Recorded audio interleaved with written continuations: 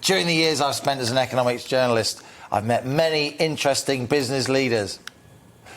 One of the most thoughtful, in all seriousness, is John Mills, who set up and owns a retailer called JML, which employs hundreds of people, turns over tens of millions of pounds every year and sells mainly household goods, often via shopping channels all over the world. Mills is genuinely one of the UK's most experienced and respected importer-exporters. He's also a trained economist, and his many essays and books on economic policy are influential across Westminster, Whitehall and beyond. And on top of all that, perhaps unusually for a business titan, John Mills is the Labour Party's biggest private donor. Only the trade unions fund the party to a greater extent. He's often appeared on The Money as a panellist, so I thought it was time I sat down for a proper Money Talks chat with John Mills. Well, I'm an economist by background, but I've always earned a living in the commercial world. I was involved in manufacturing for about 25 years, but that fell apart in the 1980s when the exchange rate got so high it was just impossible to operate.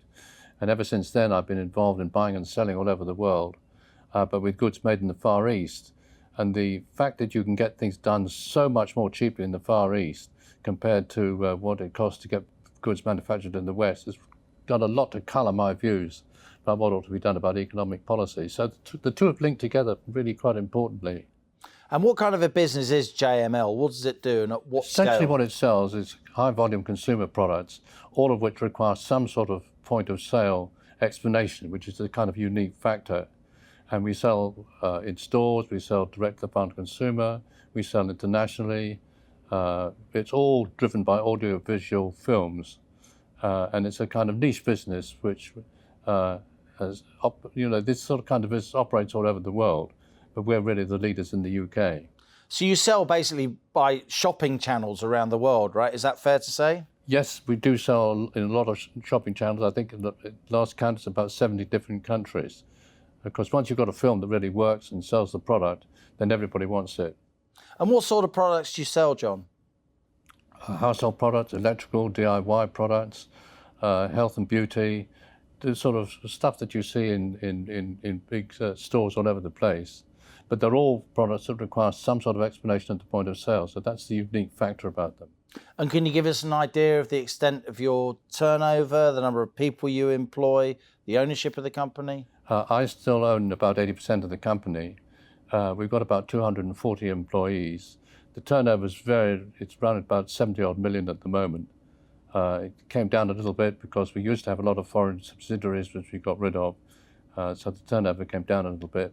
But it's been pretty steadily profitable over the last 25, 30 years. Tell us how your business experiences, John, your manufacturing experience in the 80s, maybe you can tell us a little bit about that, have shaped your view of how economies work? Well, I certainly have a pretty strong view about what makes economies grow. And I think that the main drivers of economic growth are actually quite a narrow range of investment opportunities around mechanisation and technology and power. And my involvement in getting products made all over the place gave me a real insight to how powerful and how effective these sorts of investments can be, what huge amounts of additional output they can produce over really quite a short period of time, compared to lots of other sorts of investment in housing and schools and hospitals, road and rail, where actually the returns are very low. You're never going to get the economy to grow very quickly by investing in these sort of things. And that's true also for a lot of the private sector as well, in shopping malls and office blocks and IT. It just doesn't produce much in the way of economic growth. What does is this narrow range of opportunities around technology, mechanisation and power. And my experience of running a business and actually having to get products made is what drove me towards that conclusion. And what happened with your manufacturing career in the 80s? What were you making and where? We're making very much the same sort of products as we sell now, but we were making them in the UK rather than in China. And the cost base in those days, I mean, the exchange rate went up enormously at the early 1980s, around about 70%, at the same time as China was devaluing. And the gap just widened. That means your exports got hammered, right? Exports got absolutely hammered. Importing became ridiculously cheap at the same time as, and cheaper and cheaper as China. China devalued by 75% between 1980 and 1993. And the cost of goods from China just halved compared to what it was in the West. And the difference was just astronomical. Tell us about, John, your thoughts on Britain as a manufacturer. But before we come on to your policy recommendations, which I'm keen to go into in detail, but what are your thoughts on Britain as a manufacturer? We're still, I think, 8th or 9th in the world in the list of leading manufacturers. Manufacturing still employs, many thousands of people in this country, often on good wages, in parts of the country where it's quite hard to get high-waged jobs. Do you think we're still a world-class manufacturer? Can our manufacturing sector grow as a share of our national income in the years ahead? Well, I think we do have some firms which are world-class, which have survived really well. Some of them are just really very well managed. Some of them are in niches. So it's not a total disaster area. But what has happened is the proportion of our national income coming from manufacturing has gone down from about nearly a third as late as 1970 to about 9% now. And if anything, it's still drifting down. So, the writing's really on the wall. And although manufacturing is still quite an important part of the UK economy, we're growing much more slowly than other places in the world. So UK manufacturing as a proportion of total world manufacturing has sunk down and down and down. Even as late as 1950, on some measures, about 25% of all manufactured exports came from the UK factories. Now it's about 2%. I mean, that gives you some idea. Unbelievable, 25% worldwide. Yeah, to 2%. I mean, it gives you some idea of the catastrophic reduction there's been, and how we're still dawdling along, growing now at maybe 1% per annum, compared to 7 or 8% in the Far East. We'll talk about macroeconomics in a moment, but what else do you think we need to do to tweak the policy levers in order to enhance our manufacturing performance in the years ahead? Well, there is a supply side agenda which is familiar to everybody, on education and training, patient capital, more money spent on R&D and all this kind of thing. My analysis is that at best, in a slow-moving economy, can produce an increase in GDP of about 0.5% per annum. It's quite modest. Very small. And also, if you invest in the relatively low-return areas which I referred to earlier on, like schools, hospitals, road, rail, office blocks and so on, you're getting a return of maybe 5% per annum. So even if you had 10% of your economy devoted to it, gives you 0.5% growth. What really drives the economy is this narrow range, and this is what produced the change that generated the Industrial Revolution, is this narrow range of investment opportunities with much, much higher returns, technology, mechanization and power. And my concern about the British economy is that most of that sort of investment finds its natural home in the light industry, which tends to be owned by the private sector, involved in international trading, and this is just what gets trounced if the exchange rate is too high. And I think it's too strong an exchange rate that's really been the undoing of British manufacturing. You have written about this for many years, haven't you? So tell us about your ideas on how we need to run the macroeconomy differently in order to engender more growth. Since the global financial crisis, Britain's grown by 1.5% a year on average, as opposed to 2.5%. That makes an enormous difference. It makes an enormous difference to our living standards as our population grows. Yeah. It makes an enormous difference to our national accounts. There's a lot more red ink on the Exchequer's balance sheet when you're only growing at 1 to 1.5%. I think that's right. And just as a precursor on that, I mean, I think we've got some very expensive problems coming down the track on climate change, on healthcare, on social care, on restoring training cuts, on pensions, all of which are going to impact on people's incomes. And unless we can get the economy to grow more quickly, I think we're really facing a period of falling incomes, which is going to be very difficult to overcome. So I do think getting the growth rate up is really very, very important. But I think the only way we're going to do this is by getting new industrial capacity installed in the UK. And I think that to get the economy back to any sort of reasonable balance, what we need to do is to get the proportion of GDP coming from manufacturing up from about 9% where it is at the moment, probably to around about 15%. Not necessarily as high as Germany or Japan or Singapore, because we've got a very strong service sector with about a 5% of GDP export surplus every year, so we're very strong on that. And we need to make sure we maintain that strength. But we need manufacturing to fill the gap. And your big thought is about the exchange rate, isn't it? So tell us how you think a stronger pound damages our manufacturing sector and what you would do about it, John. Well, I think the reason it damages it is because it means that the rate at which we're charging out all our overhead costs is too high for the rest of the world to shoulder. And the fact that that's the case is shown dramatically by our drop in share of world trade, which has gone down from, including services and everything else, about 10% to 2.5% over the last 30 or 40 years. Huge drop there. And also because manufacturing as a proportion of our GDP has gone down and down as well.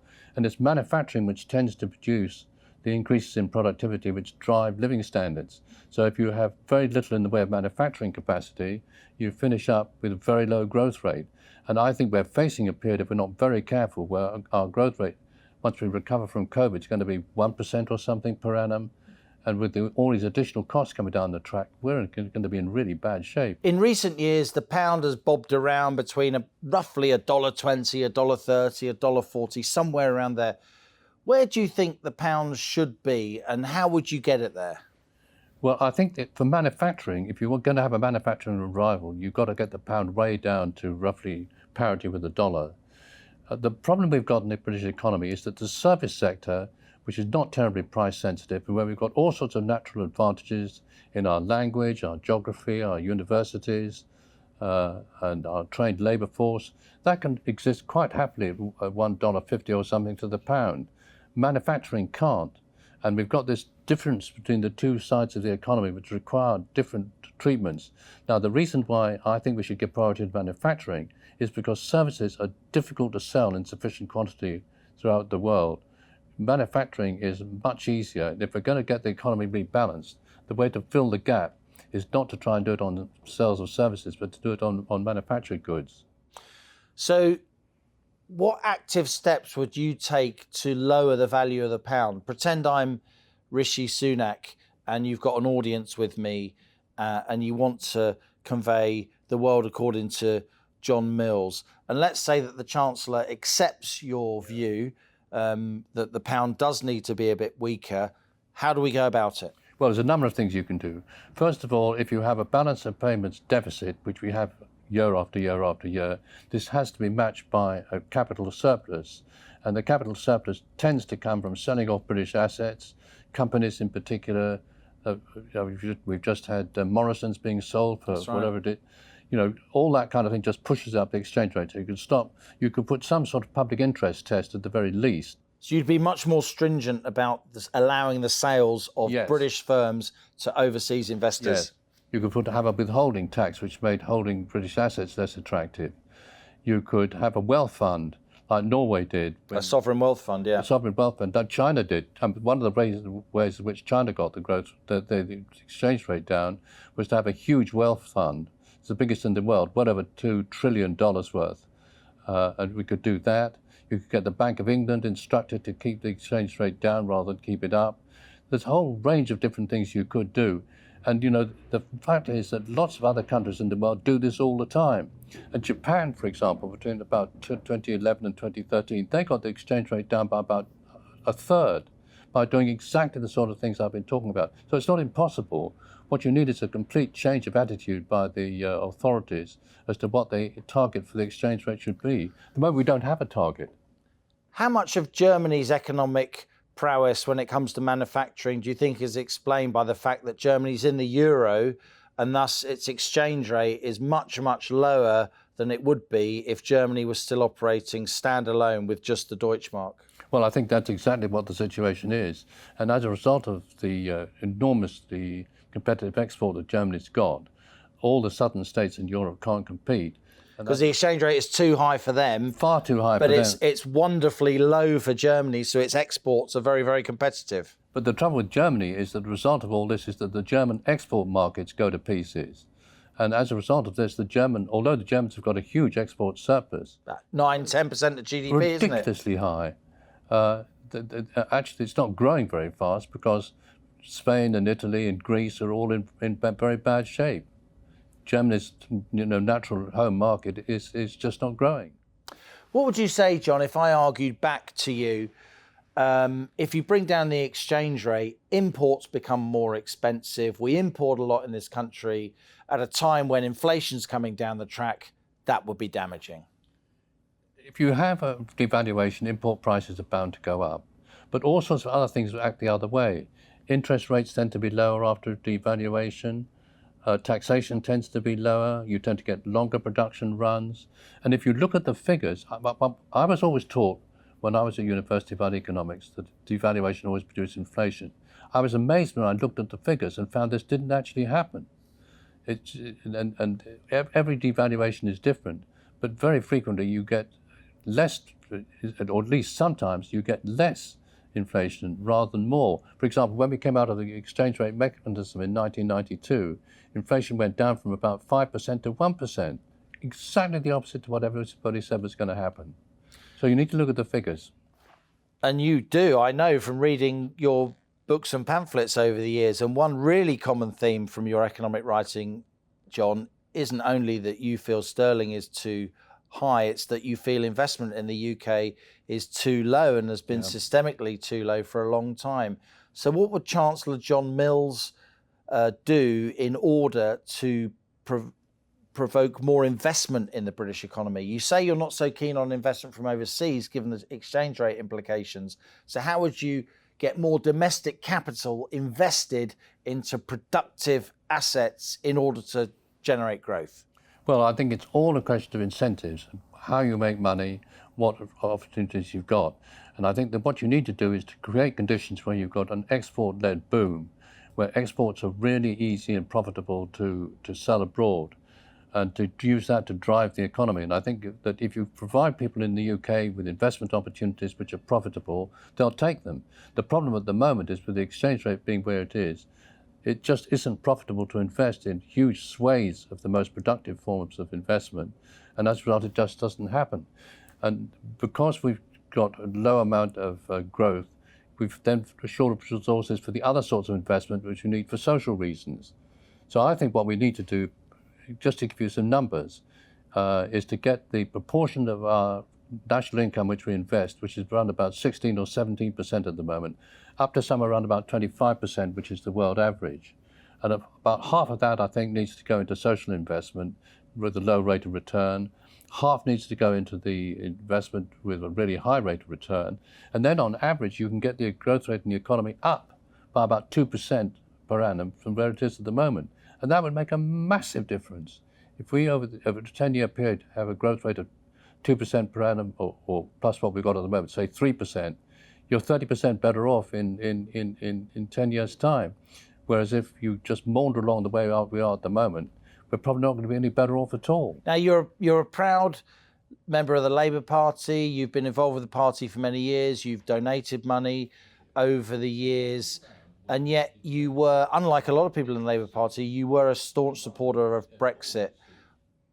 What was it about Brexit that made you think it was a good argument? What was the basis of your supporting Leave? Well, I supported Leave because I thought that we were paying too much into the EU. I thought that the culture was wrong, that we'd be better off if we were outside with our own track. I must say I have been disappointed by the extent to which the EU has put all sorts of difficulties in the way. And as a result of all this, I don't think the benefits that I hope are going to come through have come through yet to the extent which they might have done. I hope that will change. I hope we'll get onto a better footing of relationship with the European Union. And I think then there's every reasonable chance, especially if we adopt the sort of policies which I think the independence we've got does make possible, that we may be able to steam ahead. And I very much hope that's going to happen. Do you think Keir Starmer, its Labour Party, is still suffering from the fact that he was so obviously involved in attempts to reverse Brexit? Do you think he should apologise? I'm not sure apologies is quite what was required. I mean, I think he's got a difficult road to hoe in some ways because there's a large section of the Labour Party, with voters and supporters in the country that did support and still does Brexit. whereas he's got a lot of people on the other side who are very keen on Remain. So there's a difficult bridge to hold in place there. I mean, I think we've just got to move on. We've decided to go for Brexit. We've just got to make a success of it now. And I think Keir Starmer does realise this, and so does Rachel Reeves and all the other people involved. That was very much the theme of the conference speech. I was impressed with Rachel Reeves' speech as Shadow Chancellor. I've written about it extensively since. The fact that she and Keir Starmer pledged to scrap business rates, which is a very important tax, particularly for small and medium-sized enterprises. I haven't seen the Tories respond, but it seems to me Labour's, in that part of policy at least, is making the weather. Well, I think there is a lot of thinking going on in the Labour Party now about what to do, how to handle the economy over the next few years. There obviously are going to be difficulties. If there isn't much of the way of economic growth, it produces some really difficult choices, real problems about where you're going to avoid having austerity.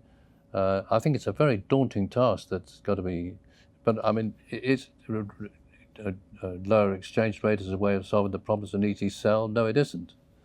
And I think we're caught in a very difficult dilemma in this country between generally sentiment on the whole, which is very much in favour of a strong pound and all that goes with it, but the downsides that this produces of basculating industry, draining talent out of manufacturing, producing a sluggish economy.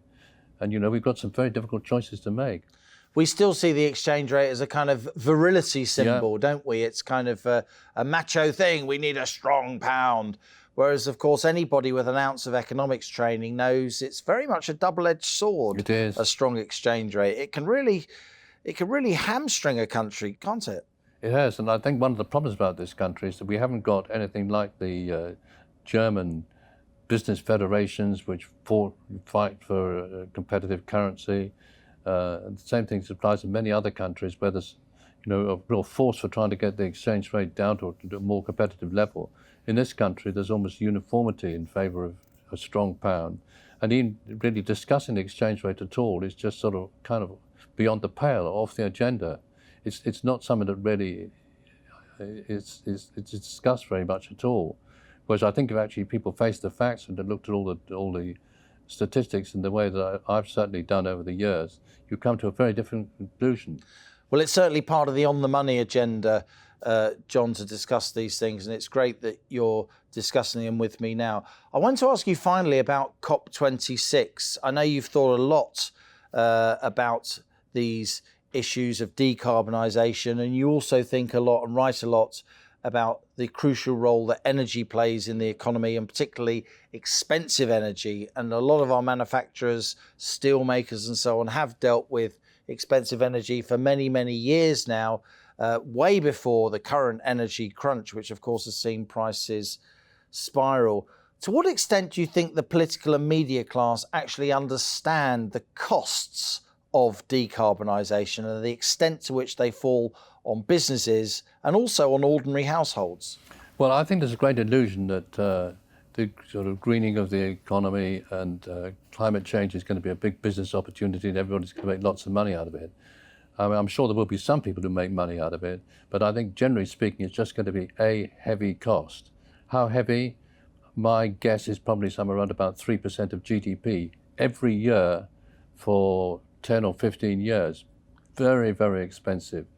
And I think that the cost is going to fall partly on taxation, which people are going to have to pay more money for. It's partly going to fall on higher prices, but it's going to be a really tough call. And this is, if I'm just going back to what I was saying earlier on, why I think economic growth is so important. You need to offset all those costs against growth coming from other areas. If that's not going to happen, then you're going to have a huge chunk of the economy which is going to come out of people's living standards. You've been a distinguished participant in our national debate on the economy for a long time, if I may say so, John. What do you think of the calibre of our economic debate at the moment among the political and media class, the calibre of the debate you hear in the House of Commons and the House of Lords when it comes to these complex issues that are of massive national importance? Well, I think it's depressingly low. And I think that all the focus is on the supply side, none of it, or very little of it's on the demand side. I think the debate is very unbalanced. I must say, I think academics, economics hasn't helped. It's got no really clear directives to the policymakers about how to achieve economic growth. I think we're aiming for the wrong target in trying to keep inflation down to 2%, because the cost of the implication of all this is to keep the exchange rate too high and cause all these other distortions that we've just been talking about. I think the level of debate is really pretty low, and it needs to widen. It needs to encompass a much wider look at the way we run the economy. Can we really afford to have it as dominated by services as it is at the moment? Can we really afford to have the financialization that we've had? Can we really afford to have manufacturing just getting smaller and smaller and smaller? I just don't think we can. I think we're heading for an economy which is more and more unbalanced, and we need a national debate on how to stop that happening. John Mills, so good to have you on the show. Thank you for pleasure. joining me on Money Talks. Welcome to the GB News YouTube channel. You can watch us live 24 hours a day, catch up on your favourite shows, and join in the conversation in the comments below. Don't forget to subscribe and you'll never miss any of our exclusive content.